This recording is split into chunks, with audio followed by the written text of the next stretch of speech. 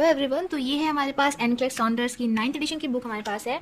आज हम लोग देखने वाले हैं कार्डियोवास्कुलर प्रॉब्लम में। इससे पहले भी हमने वीडियोस बना रखी हैं, ये सारे ही पॉइंट्स हमने कवर कर लिए थे। SA node, AV node, pericardial sac, chambers, valves, coronary arteries, heart sound, heart rate, autonomic system, सब हमने पढ़ लिया था। आज हम लोग सबसे इंपॉर्टेंट टॉपिक भी हमने कवर कर लिया था, कार्डिक मार्कर, जिसमें कि ट्रोपोनिन आता था, हाई सेंसिटिविटी ट्रोपोनिन, सीकेएमबी, मायोग्लोबिन। तो आप हमारी पिछली वीडियोस में हमारे चैनल में जाके देख सकते हैं। आज हम लोग देखेंगे complete blood count. Complete blood count में क्या है कि जो सीबीसी हम लोग कहते हैं, जो सीबीसी कराते हैं, अगर हम किसी कार्डियोवास्कुलर डिजीज या प्रॉब्लम में अगर सीबीसी कराएं तो आरबीसी कब घटेगा? जब रूमेटिक हार्ट डिजीज हो या फिर इन्फेक्टिव एंडोकार्डाइटिस हो। वहीं हम बात करें आरबीसी सेल काउंट कब बढ़ेगा, इंक्रीजेस इन कंडीशन लाइक इनएडिक्वेट टिश्यू ऑक्सीजनेशन में आरबीसी का लेवल बढ़ने लगेगा। फिर दूसरा पॉइंट है व्हाइट ब्लड सेल कब बढ़ेगा। तो white blood cell obviously infectious या इन्फ्लेमेटरी डिजीज में बढ़ेगा, जो कि हार्ट या फिर एमआई की कंडीशन में। तो व्हाइट ब्लड सेल इनमें क्यों बढ़ता है? क्योंकि ऐसी कंडीशंस में इन्फ्लेमेटरी मतलब उसमें पस वगैरह बनने लगेगा या फिर इन्फेक्शन वगैरह हो जाएगा, तो उनको किल करने के लिए जो भी नेक्रोटिक टिश्यूज होते हैं उसको डिस्पोज करने के लिए लार्ज नंबर में व्हाइट ब्लड सेल की जरूरत पड़ती है, नीडेड होता है। इसीलिए व्हाइट ब्लड सेल इन केसेस में बढ़ जाता है। And elevated haematocrit level can reflect vascular volume depletion. अगर हेमाटोक्रिट का लेवल बहुत ज्यादा है तो वो ये शो करेगा कि वस्कुलर वॉल्यूम का डिप्लीशन हो रहा है। फोर्थ पॉइंट में अगर हीमोग्लोबिन और हेमाटोक्रिट लेवल डिक्रीज हो रहे हैं तो वो अनीमिया को इंडिकेट करेंगी, क्योंकि अनीमिया में आरबीसी कम होती है तो ऑब्वियसली हीमोग्लोबिन हेमाटोक्रिट का लेवल भी कम होगा। देन हमारा सी पॉइंट है ब्लड कोएगुलेशन फैक्टर। पहला पॉइंट था कार्डियक मार्कर जो हमने पिछली वीडियो में देखा। बी पॉइंट था सीबीसी। थर्ड पॉइंट है ब्लड कोएगुलेशन फैक्टर। क्या होगा इसमें चेंज? तो जो ब्लड कोएगुलेशन फैक्टर है वो इंक्रीज होने लगेगा अगर एमआई हो रहा है तो, मतलब मायोकार्डियल इंफार्क्शन। और अगर ब्लड कोएगुलेशन फैक्टर बढ़ने लगा बॉडी में एमआई के कारण तो वो ग्रेटर रिस्क पे हो जाएगा थ्रोम्बोफ्लेबाइटिस के, मतलब बॉडी में थ्रोम्बस बनने लगेंगे उस कंडीशन में, या कहें कि क्लॉट्स का फॉर्मेशन होने लगेगा कोरोनरी आर्टरीज में। और जैसा कि हमको पता है कि अगर क्लॉट हुआ तो ब्लड सप्लाई रुकेगी और ब्लड सप्लाई के कारण पूरा हार्ट ही बंद हो जाएगा, शॉक हो जाएगा, शॉक की कंडीशन हो जाएगी। सो एमआई के केस में ब्लड कोएगुलेशन फैक्टर इंक्रीज होता है, मतलब क्लॉटिंग फैक्टर को बढ़ाने लगता है। फिर सीरम लिपिड। सीरम लिपिड ज्यादा डिटेल में चैप्टर 10 पे है, हम लोग इतना डिटेल करते हैं। तो लिपिड क्या होता है? लिपिड होता है सीरम कोलेस्ट्रॉल कह सकते हैं, ट्राइग्लिसराइड मतलब फैट कह सकते हैं, और लिपोप्रोटीन। ये तीनों ही चीज को हम लोग लिपिड कहते हैं। अगर हमको किसी में दिख रहा है कि इस पेशेंट को रिस्क हो सकता है कोरोनरी आर्टरी का, तो उस कंडीशन में हम लोग उसकी लिपिड प्रोफाइल चेक करते हैं।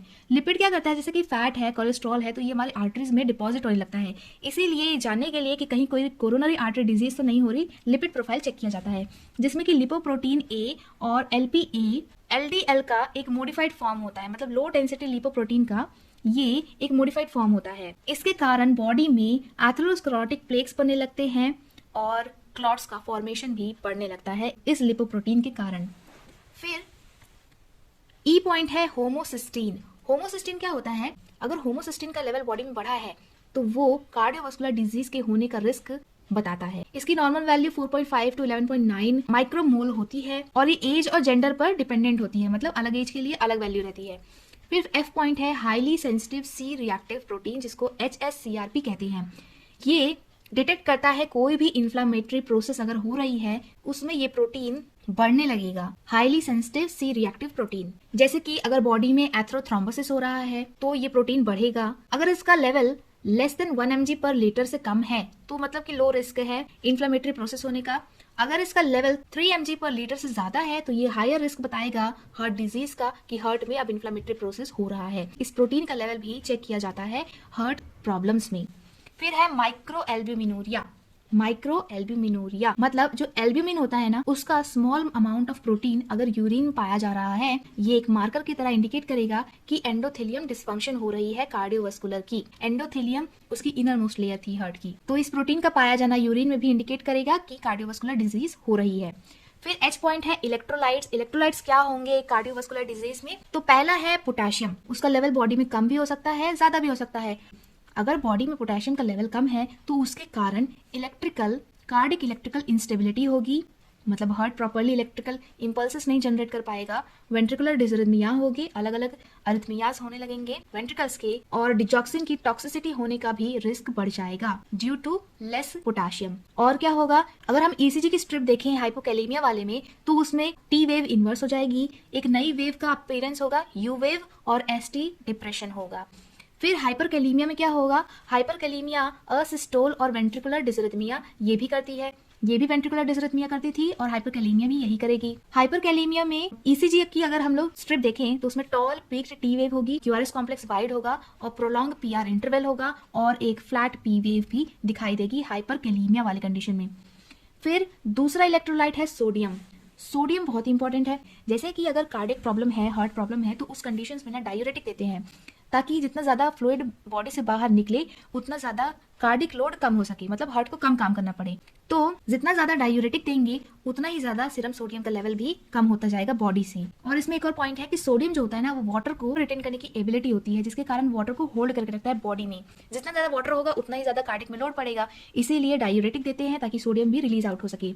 बी पॉइंट में है कि अगर हार्ट फेलियर हुआ मतलब हार्ट काम नहीं कर रहा, ब्लड को पास नहीं कर रहा, तो इस कंडीशन में सीरम सोडियम का लेवल डिक्रीज होगा। फिर आई पॉइंट है कैल्शियम।